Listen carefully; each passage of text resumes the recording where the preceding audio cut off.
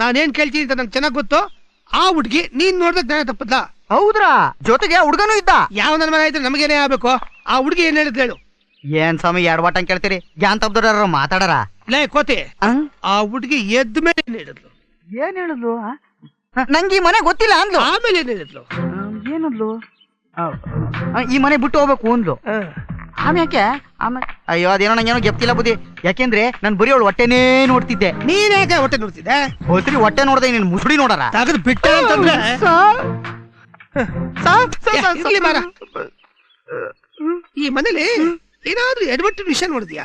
ಎಡವಟ್ಟು ಅಂತ ಕೇಳ್ತೀರಾ? ಈ ಮನೇಲಿ ಇರೋರು ನಡೆಯೋದು ಎಲ್ಲ ಎಡವಟ್ಟೆ. ಯಾಕಾರ ಬಂದಿ ಸಿಗಾಕೊಂಬಿಟ್ಟು ಅನ್ಸ್ಬಿಡೋದು ನನಗೆ. ಸಿಗಾಕೊಂಡು ನನಗೇನೆ ಆಗ್ಬೇಕು? ನಾನ್ ಕೇಳ್ತಿರೋದು ಅದಲ್ಲ.